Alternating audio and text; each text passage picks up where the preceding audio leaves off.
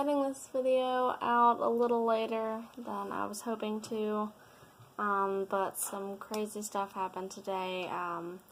At our Father's Day get-together, my grandmother ended up having to have an ambulance come and pick her up at the get-together so they could take her to the hospital. So it's just overall been kind of a crazier day than I expected it to be. Unfortunately, Jim is working tonight, but that's okay because I already gave him his Father's Day gift and he really liked it, which was cool. You know, we just kind of spent the day hanging out with family. Tomorrow is the first day of the sign language camp. I don't know if I will get any footage of that. I just don't know. It's a kids camp, and you know, you have to be careful filming minors, so it's just you know, but we'll see. Who knows? I will only be there part of the day tomorrow anyways, but anyway, that's not what this video is about. This video is about today, not just Father's Day, it is also Autistic Pride Day. So I wanted to put out another Autistic Actuality video because it's been a little while since I did one. I wanted to talk about Autistic Pride. Just like in the deaf community, you will run into a lot of autistics who either use the lowercase a or the capital A. You'll see it just in forums and stuff. For those of you who don't know what that means, again, just like in the deaf community, which I am intimately familiar with,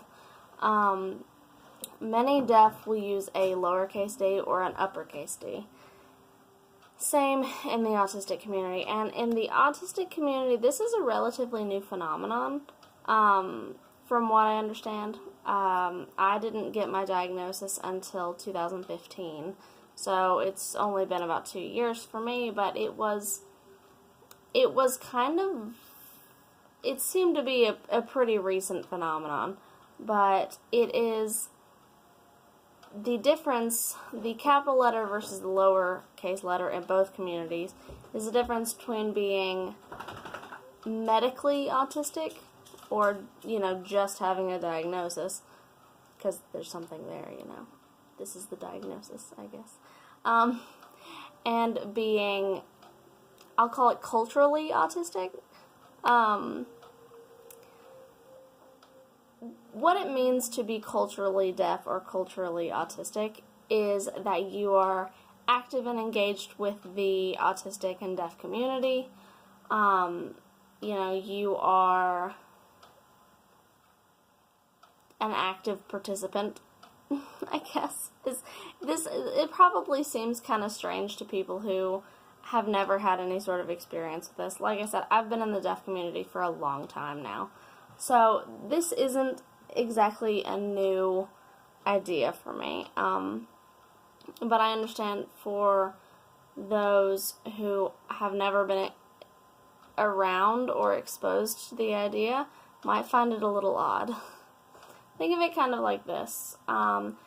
You can be Hispanic, but not culturally Hispanic. Does that make any sense? Like, you can be of Hispanic origin, but not really have anything to do with the Hispanic culture. Or, I guess, the culture of your country, your ancestors' country of origin. You can't really, I guess, be, I don't know. But anyways, before I skew this metaphor entirely, okay, better. You can be of Mexican descent, but not have anything to do with being culturally Mexican. Like, you don't participate in their traditions or their cultural views or values, etc. and so forth. It's the same with the deaf and autistic community. The deaf and autistic communities are, they both have their own kind of values and ideals, their own sort of cultural norms. It's actually pretty fascinating.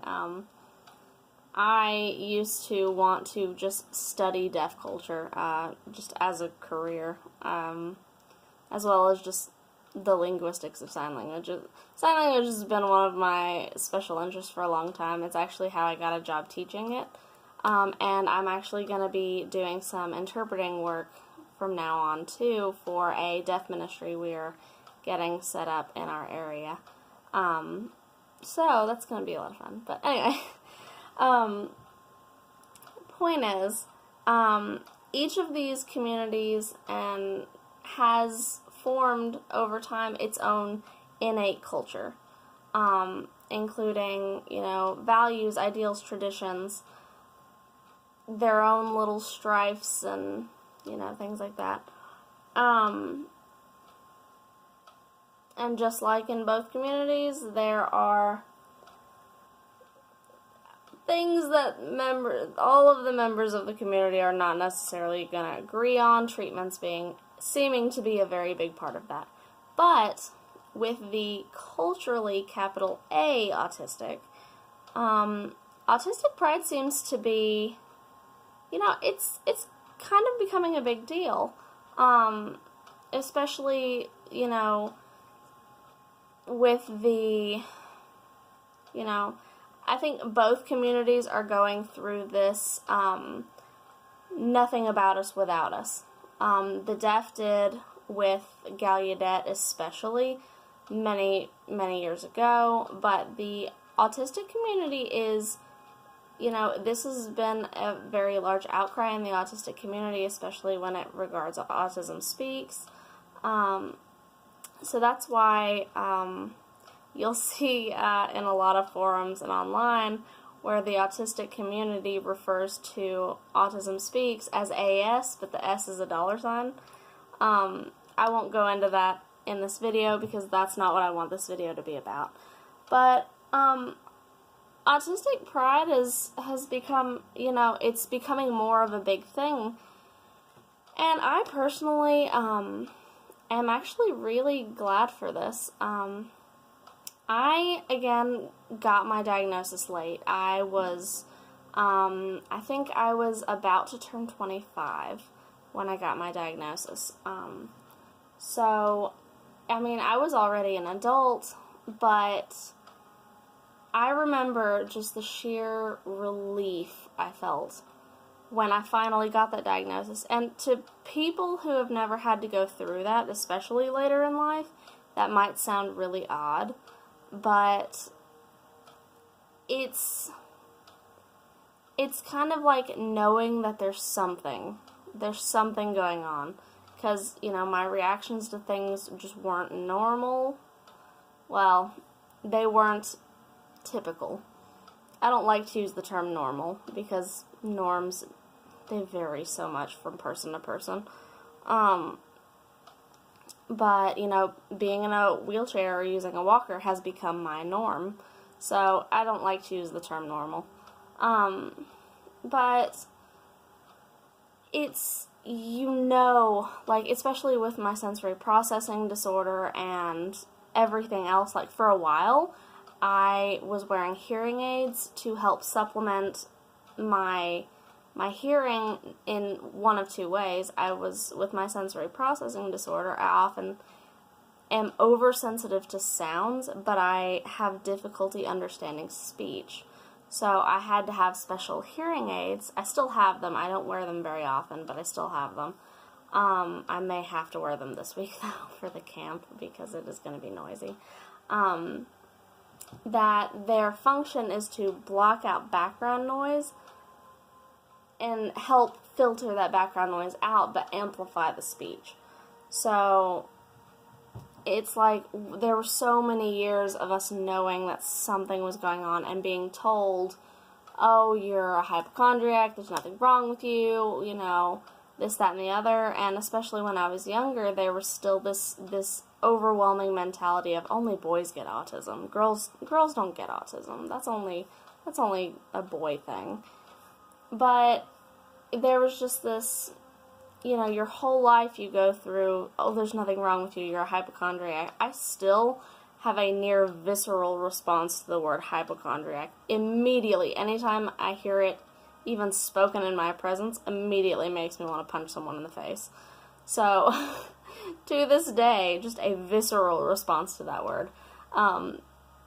So it's like you just go through your life struggling and trying to compensate and try and compensate for all of these things you're struggling with, and nobody knows what's going on, because you don't have a diagnosis or a doctor saying that there's something going on. People don't believe you. They don't want to accommodate you for something that they think you're just being difficult about.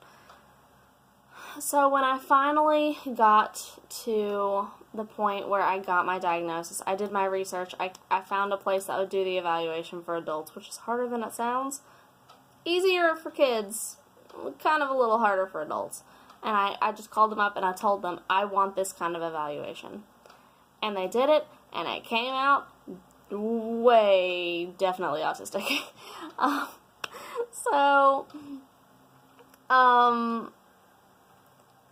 was just so relieved. I was so relieved. And it was almost like finally having an answer was like the part of me I'd been missing for so long. And that's just the best way I know how to describe it. It was like so many things just slotted right into place. And so I, of course, had already been in the deaf community for a long time, very familiar with the concept of deaf pride, so it's like I was never embarrassed to tell people that I was autistic. It was like, because it had been such a relief and it was such a big part of my life, and I was so relieved that it never even crossed my mind to be embarrassed about it. So I was always very, upfront with people about it. I still, to this day, obviously, am very upfront with people about, what's going on, because I do need accommodation at times, but also because it's a part of who I am, and I don't feel the need to hide it. Like, I know people who are actually in my life that find that strange. Not my own family, of course. I think they were almost as relieved as I was, because it told them that I just wasn't being difficult. Well, of course, my sister, she'd been knowing something was going on for a long time. But there were other people in my life who were like, no, you're just making things difficult. There's nothing really going on with you. You're just being a hypochondriac. But, so it just never really crossed my mind that I should be embarrassed about it. I didn't really think that, why should I be embarrassed about something that's just an innate part of my internal wiring? It's kind of like pooping. Everybody poops, guys. So I was just like, I'm not going to be embarrassed about something that, A, is never going to change. There's no cure for autism, no matter what anybody tells you. And B, I didn't feel that was something to be embarrassed about. So I don't hide, my stimming. I never stop myself from stimming in public. I just don't do it. Why? Because, A, there's nothing to be embarrassed about. If you stim in public, my stimming is very obvious, guys. I'm a clapper. I'm a clapper and a flapper. So my stimming is super obvious. It's not really something that, like clicking a pen. I have seen autistics who click pens to stim. Mine, super obvious. There's no way to hide it.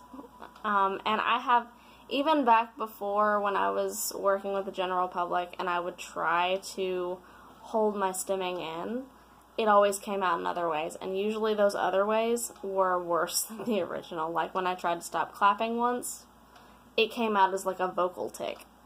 So I don't try to hide it. It doesn't do any good. And it's not healthy to try and stop yourself from stimming. Stimming has a function. So, don't try to, flap free, guys. So, whether you're a clapper or a flapper or a spinner or anything in between, you let yourself stim on. So, anyways, there are people to this day in my life that I know that they don't try to convince me that I should be ashamed or embarrassed about it or not tell people, or they act like it's something to hide. And I am not ashamed to tell people exactly what I think about that and tell those people exactly what I think about that. I have nothing to hide. I have nothing to be embarrassed about. I am autistic. I am proud about it. I have nothing to be embarrassed about, nothing to hide about it, and neither should you. So, whether you're neurotypical, neuroatypical, whether you're neurodivergent, whichever phrase that you prefer, just do you. Quit worrying about everybody else. You be the best you can be. You be proud of who you are. Every little piece of you, the good and the bad, and the parts that other people tell you are bad, but maybe aren't.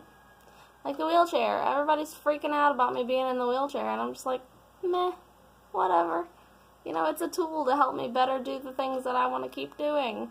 It helps me get around. I'm not going to be embarrassed to use a wheelchair when it's there. All it is a tool. It's not a death sentence. It's a tool to help me better get from place to place and continue to be doing things that I like to do. And there's nothing wrong with that. There's nothing to be embarrassed about. There's nothing to be ashamed about. It's whatever. I mean, I don't know. I kind of approach a lot of things in life with just a meh attitude. But maybe more of us need a meh attitude towards things. I mean, honestly, Autistic Pride probably wouldn't even be a thing if people didn't tell us that it was something to be embarrassed about. Like, if people didn't, if society didn't perpetuate this idea that being autistic is something that you should hide and be ashamed about. I've had people tell me that I'm so lucky to be an autistic girl because it's easier to hide. Like, do you hear yourself when you talk? But anyways, I'm going to say it right now, just as I will say it every day of the week. Be proud of every bit of you, and just be the best you can be. So, I'll see you guys in the next video. This has been Autistic Actuality. Bye.